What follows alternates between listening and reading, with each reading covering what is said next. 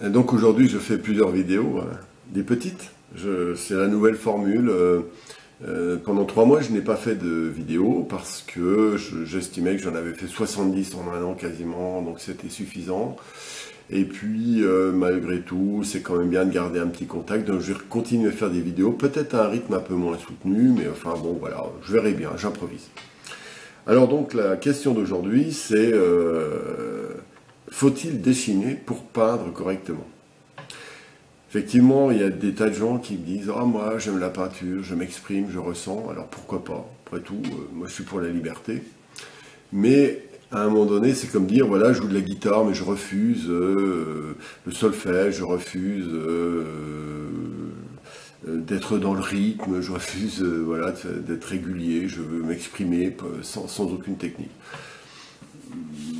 Je suis très dubitatif. Alors ceux qui veulent faire ça, ça ne me dérange pas, je répète, mais je crois que pour progresser, le dessin est très important, pour plusieurs raisons. Intérieurement, le dessin, c'est une ligne, quelque chose de très sobre qui permet de mettre en place des idées, d'organiser, de structurer, de créer une énergie, de mettre en place les différents espaces à l'intérieur du tableau. Si vous faites un travail, par exemple, des portraits ou des éléments assez techniques, sans le dessin, ce sera presque impossible de faire quelque chose qui soit ressemblant, ou alors on fera de nos imperfections notre style. C'est aussi une solution qui est malheureusement trop fréquemment utilisée. Donc je conseille vraiment d'approfondir le dessin, c'est parce que le dessin est vraiment l'interface, la véritable interface entre le papier et l'esprit. C'est sur le dessin que tout se passe, et même avant la peinture. Alors pour le dessin de croquis, pour mettre en place les choses, le sujet, j'ai fait une vidéo sur ce que j'appelle la carte postale, c'est-à-dire une sorte de crowbar, un schéma de préparation.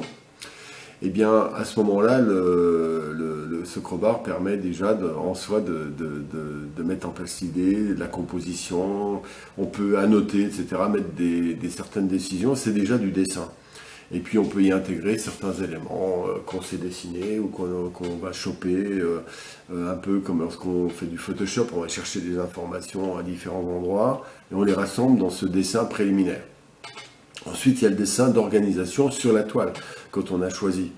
Alors, je crois toujours cette idée d'équilibre, c'est que le dessin ne doit pas devenir une prison.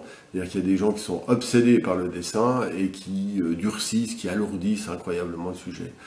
Je suis entre les deux, c'est-à-dire je crois qu'il faut vraiment un dessin qui mette en place, mais qui laisse quand même la place.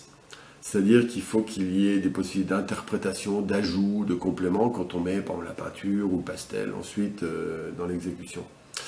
Le dessin, on peut le mettre au début d'un tableau, mais on peut le mettre à la fin. Mais il faut savoir dessiner. Si on le met à la fin, il faut dessiner encore mieux, parce qu'on va dessiner sur quelque chose qui a déjà une trame, une structure, et si on se met à faire des tas d'erreurs, des repentirs en permanence, eh bien ça va tout foutre en l'air. Voilà pourquoi le dessin, il faut de la souplesse aussi, c'est-à-dire que je suis pour un dessin souple, qui passe un peu par l'instinct, un mélange d'instinct et de raison, et de jeu.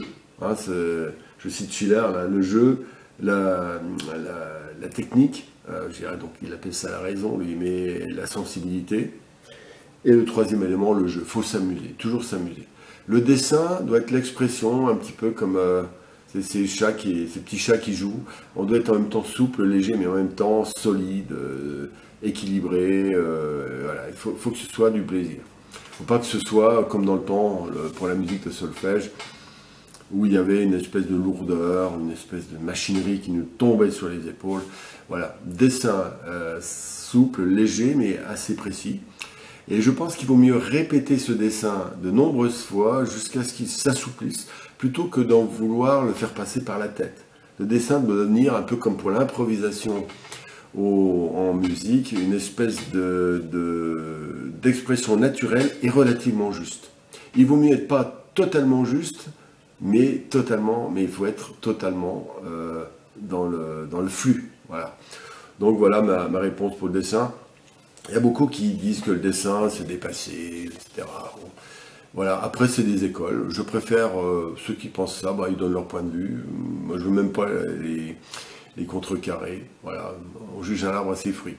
Voilà, alors bonne pratique et surtout n'oubliez pas de vous abonner à la chaîne.